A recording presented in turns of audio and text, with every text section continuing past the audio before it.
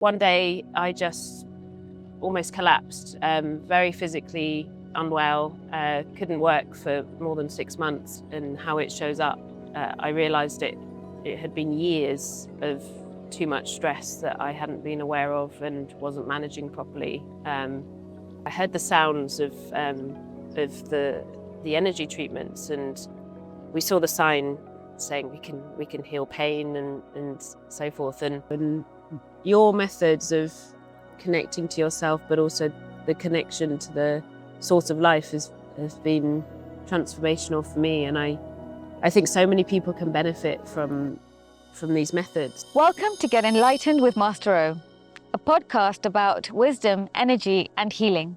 And we're here in Sungkyunkwan, which is a very special place in South Korea.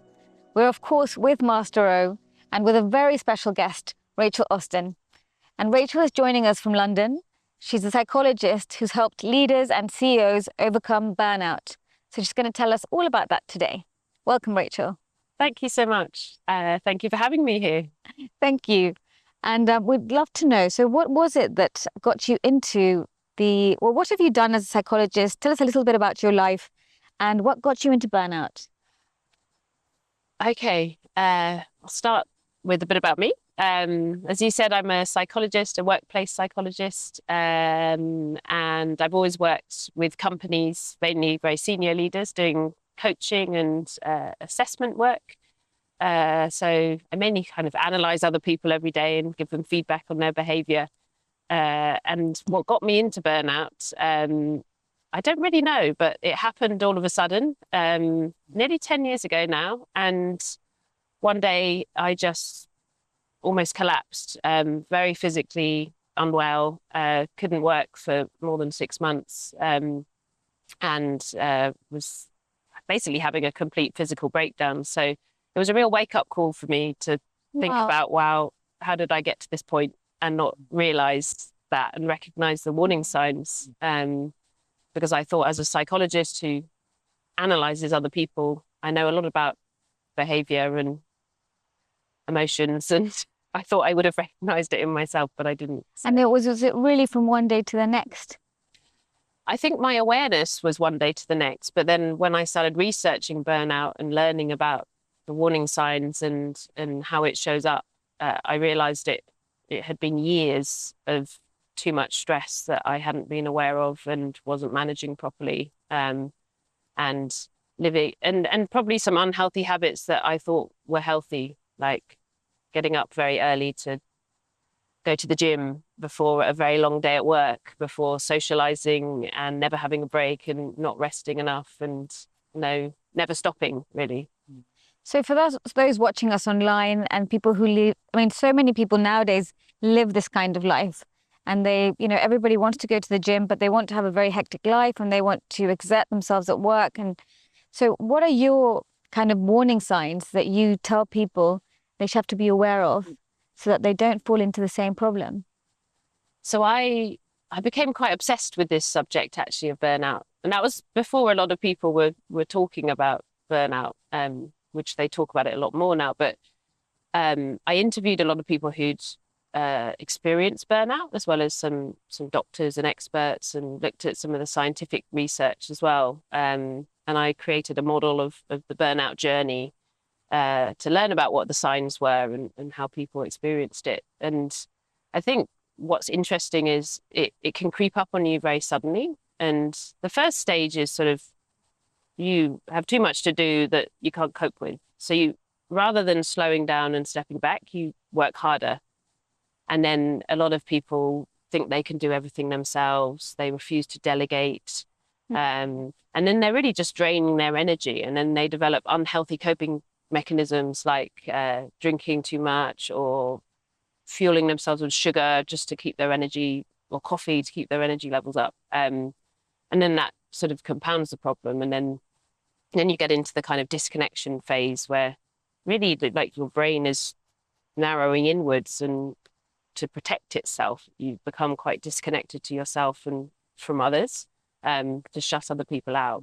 And does that reflect emotionally, or is that something, when you get to that stage, do you try to stay more by yourself and tried to keep more at home? Is that, yeah, you start to shut out maybe the social life? Yeah, yeah, it reflects emotionally, as in you become kind of quite numb to emotions. That was definitely my experience. You just don't really feel the emotions inside. Mm. But it also is reflected through your behavior as well. So social isolation. Like I It's a definitely, classic sign that you're heading to burnout, for yeah, example. all I want to do was just like lie on the sofa and watch TV and never go, not see anyone, and didn't want to see my friends because I didn't really have the emotional energy to do that.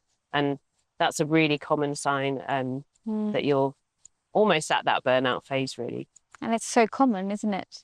Yeah, absolutely. I see it everywhere with my clients. Lots of these signs and symptoms, um, and a big one is being very negative and cynical about other people and blaming other people for your problem, not yourself. So that sort of denial of it's all about them and not me. It's all my workplace's fault and And not my it's really a sign that responsibility. they're going into a very low energy place. Yeah, yeah. And so what is it, how do you know you really hit rock bottom? Um, I well, a bit of a long story, but I was sent on a slightly strange project to Papua New Guinea, which I thought was quite an exciting adventure. And Must I be went wonderful. I went to the jungles of Papua New Guinea to analyze some leaders' personalities and coach them basically. And when I was there, I think I must have got bitten by a mosquito, and I picked up some form of tropical illness that might have been malaria, but might not. Anyway, whatever it was, I was really, really unwell when I got back. But really, it was because my immune system was so low that I was so depleted. I couldn't really cope with any form of illness, whatever that bite gave me. So I was bedridden for a long time, and Gosh. was having raging fevers for weeks. I actually thought I was going to die because I was in so much Oh pain. gosh. And And what year was this? this was in 2015. And it was actually only that enforced pause when I was so ill, between my raging fevers, that I had the time and space to think about my life and think about, oh gosh, how did I get to this place and not even know or realize that I was not living all of that. I was so depleted because I hadn't even And realized that until that the point. fear of getting to that point where you don't have the capacity to get up from bed and the capacity to get on with work, especially when you've been an overachiever who've, you've shot to different parts of the world, you've lived in Asia, you did so many different projects in different places, and I'm sure you felt like somebody who or had so much up and get go, Yeah. and suddenly you couldn't even get up from bed. Yeah. People at work, they used to joke I was like some superwoman because they thought I could cope with everything. Mm. And I think I probably thought I could as well because I'm quite positive and optimistic, and I would just say yes, definitely yes to too many things. But And do you think this is something that happens to other leaders and people who are in, very high level posts and they're very successful, that they do go from being this kind of Superman, superhero, overachiever, and then suddenly to being rock bottom yeah, and not knowing what happened in that space? yeah, absolutely. There's actually a lot of research that shows burnout is experienced a lot more by high achieving personalities and or high achievers than others because they have that sort of, yeah, unreal or unrealistic expectations of what they can do, and they've never actually really experienced their limits in terms of their And what energy. you said about one of those first signs being you start to encounter some exhaustion and you push through. Yeah, You don't listen to your body, you just double down. yeah. And you also think you can do everything. So anybody who's at home and feeling very exhausting and doubling down, just forcing yourself to carry on, you must listen to this podcast. So what were the things that you started to do, Rachel, that, to turn it around and that you felt, okay, I'm starting to understand how to get better? So for me, I quit my job. I'm not saying that's the solution for everybody, but for me, I realized it wasn't making me happy and wasn't, and I needed a change and wanted some time and space to heal. And that actually did give me the time to look after myself a bit more. And that I started yoga actually then. I was living in Hong Kong at the time, and I did regular yoga classes. And I think for me, it wasn't really the physical benefits of the stretching and the practice, but it was the mental benefits of having that time and space to slow down and go inwards and connect with myself. And I think then that's when I started to realize how disconnected I'd been from my physical self. And I Very have much in quite, your mind in a way. yeah, I have quite a strong mind. And I think I was obviously always in my head and really totally not realizing that physically I was so depleted and unwell. So I think for me, that sort of started to train that mind-body connection. Um, and then that's sort of when I started a little bit of meditation through those classes, and that kind of started to open up my knowledge and experience of I guess spirituality in a way, and this feeling of being connected and the stillness that it could bring. So that was that, I guess, sort of my yoga journey brought me into this path of energy and then later on discovering the Sankyong method. So tell us about that. How was, what was your entire, healing journey? How did that bring you in to meet Master O? And what did that teach you further to what you knew so far in terms of psychology? How did that take you to understanding on a different level the kind of dimensions of burnout and why it happens and how one can overcome it? Yeah, so I actually first met Master O. You may not remember, but it was actually in 2006, and we were at a health expo in London, and I was actually with my parents. My mum was in pain that day and had a sort of neck spasm, and she was in a lot of pain. And I heard the sounds of the energy treatments, and we saw the sign saying we can heal pain and so forth. And so I got my mum a treatment because she was in pain, and she had a treatment with Master O, and she was so amazed at how her neck was suddenly better, and how it made her feel as well afterwards. And it was so powerful that I then tried treatments as well. And we went to the London Centre for several weeks and had quite a lot of treatments. And I didn't really understand, exactly what was happening, but all I knew was I just felt so much better afterwards, and I slept better. And at the time, I was quite tired all the time. I had brain fog.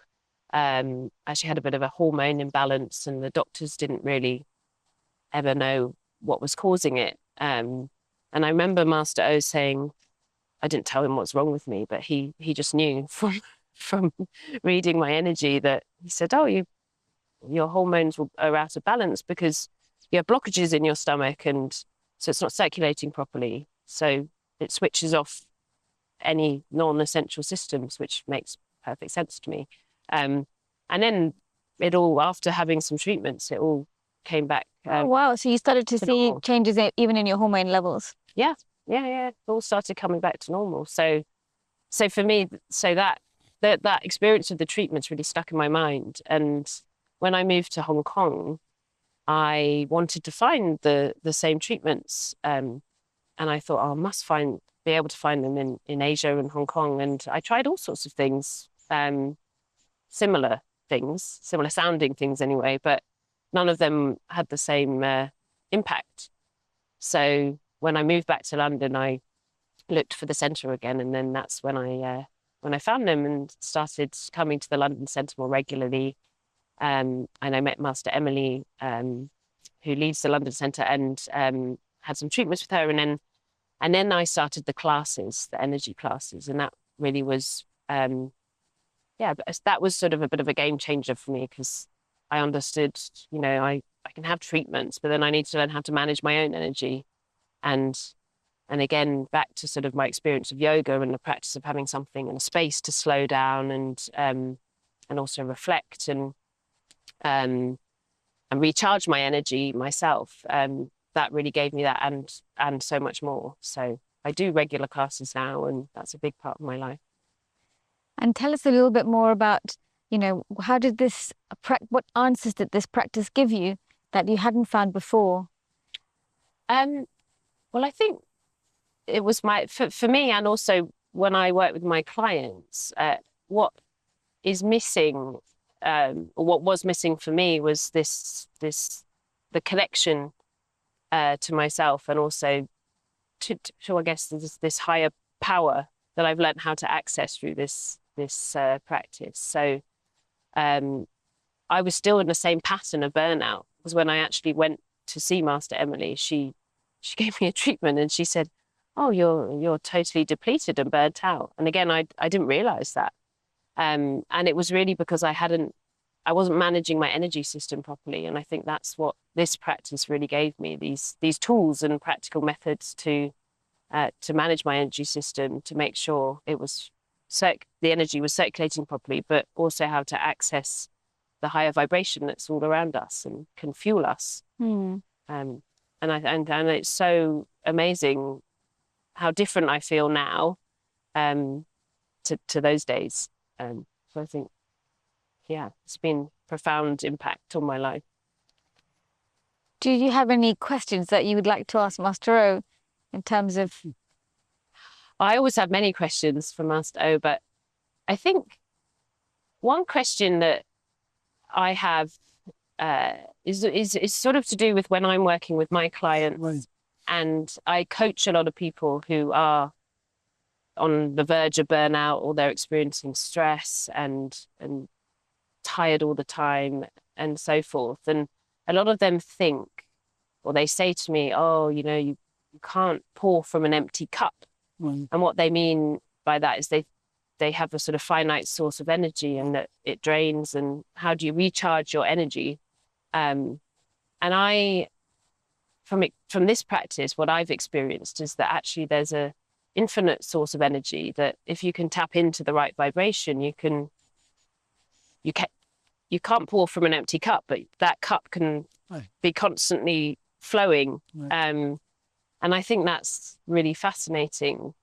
And I think what a lot of my clients struggle with, how do you sustain your energy when you're very, very busy, and sometimes you can't always control the sources of the busyness and the stress. So how can they tap into that higher energy source and sustain their energy levels when they are facing a busy life and stress? Yes, you've been dealing with a lot of people with different symptoms, different problems, especially the burnout. Yeah, people need so much energy, right? And those who are taking a bigger responsibilities, yeah, they think more. They're using their passion, their emotions more.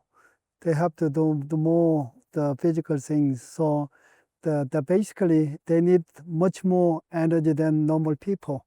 Then using energy is the one thing. Everybody doing that, whether their mind and whether their emotions, whether their physical actions in their life that they created during their life. So they have the pattern, right? They have a pattern. The pattern is keep using energy in a certain way all the time. So some certain people using the energy not like smoothly, not like money. You're using money gradually so that the money start going down more and more and more and more and more. Some people, they're using money all of a sudden, and then they end up with having the big crisis. Likewise, those who have more problems, yeah, they have a more energy crisis, and they really want to do something, but they don't know how to do that, right? So that's what I've been teaching. When I look at the people, and the mind is the receiver and the giver. Mind needs so much energy. Emotions need so much energy. And the desire needs so much energy. The action needs so much energy. So basically the mind is the receiver, and the giver. Yeah, mind has to have enough energy, but we using all the energy that mind's got, then we experience over exhaustion, mental exhaustion, and the emotionally, you don't want to do anything, no energy. So people experiencing depression, they feel more negative, more emotional. So doesn't help to recharge energy, draining energy the more. And then once you are in it, you cannot get out. So, and the way I look at the people, yeah, mind has to connect to our spirit, our essence. This is so important, but normally the mind, normal people, their mind more connected to the work, uh, everything happening here, everything happening the emotional level, so that it doesn't help to recharge. So we have to learn how to connect to the spirit, our essence.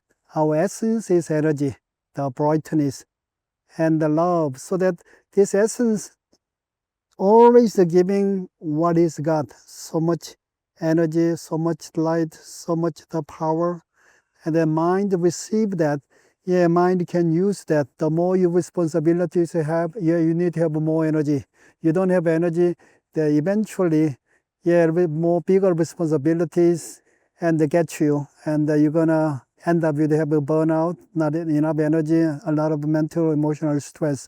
So, and people have to learn how to connect to myself, the mentally, emotionally, physically. When that happens, then the mind, the body will charge. And then they do the performance much, much better in whatever they do. Yeah, they manage things better and they move forward. They can have an even bigger vision, bigger responsibilities. But some people, and they, even though the mind and the body connect to themselves, they're using all the energy they have. And there is the people who disconnect from ourselves and mentally, emotionally, and they don't know how to recharge. But some people, they achieve the connection to themselves, but their essence is short of energy. Then what they have to learn, yeah, they have to learn how to connect to the source of the life. The source of life is introducing energy, very powerful energy. But when we manage, receive the powerful energy, we can receive even more powerful energy. And that's how we designed spiritually. But people, they don't know who we are, what we are, how we designed. So we constantly dealing with our mind and the body. And when we have a struggling, like you said, people initially pushing themselves, pushing a little bit more and more and more. And then make things the worse. And then even that, they pushing themselves the more. And then they don't know how to manage themselves. Yeah, they have a negative pattern, emotional pattern, the unhealthy patterns. And then when this is happening again and again, these are part of their life. They cannot get out. So it's so important that firstly, people have to learn about how to connect to themselves, the mentally, emotionally, physically. And I think we have to learn that. That's what I'm teaching. The other part is we have to learn how to connect to source of life, so that even though we're using all the power, all the energy, and we have the system, we have a foundation to receive the more and the more and more. So yeah, we have to use the energy as much as we can. So when we're using everything, yeah, we have to receive the more. And that way, then we can trust ourselves. We can use our potential more. We can move forward. So I've been teaching people how to connect to ourselves, how to connect to the source of life with the retreat. And once people learn that, and that transformed their life, I'm sure that everybody knows how to recharge themselves.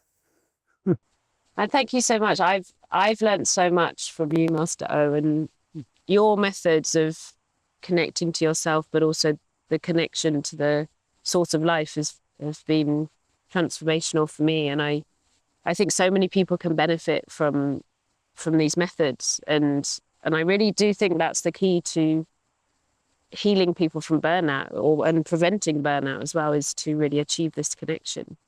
Yeah, I guess the mind can take us, the mind is a great thing to work on, but how do you find, you can upscale once you start connecting? Yeah, I think, that's where psychology has its limitations. And that's where I struggle sometimes when I'm coaching my clients, because I can only really teach them some things about the mind, but they really need to understand the spirit as well. And so that's where this practice of connecting can be so helpful. And so we're here in Songkyung-won in South Korea. So tell us, Rachel, a little bit about what you're doing here at the moment. Wow. This is, I think, my 7th or 8th visit here, actually. Something keeps bringing me back. And it really is an amazing place to connect to the source of life and to connect to this universal energy source. And it's a very, very special place where all the energy gathers. So you just feel like you don't even need to sleep here, actually. Yeah, it's such a powerful energy. And I think that's the thing with burnout. One thing is to feel exhausted, that you can recover. But when you've actually depleted your own energy, as Master O just mentioned, then there's no other way than to regain your life force energy again. Is that correct, Master O? It's so difficult because we have two types of energy. The one is the energy from food, air, the water. It's a secondary energy. If you look at the car, this energy is the fuel in a car. And we need another types of energy, like a battery in a car, the life force energy that we receive when we come to this world from the universe. So we have to learn how to tune into the vibration from the universe. Then we can recharge we can recharge this energy again. So, and to do that, people have to come closer to the nature. When people they are open themselves, staying in nature, they start opening up. When they opening up, and they start to feel the connection. At the same time, they start to receive what they have to receive.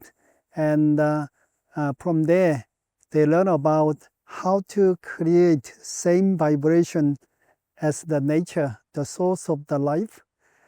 Then we are part of the vibration. This vibration come, stay within ourselves, giving the energy all the time. Then once we set up the system inside, this system getting stronger, then that allows us to use with our mind, our action. The more we use, we can develop this system, upgrade this system for us to be able to receive the stronger vibration. So as this is a part of the journey we can take.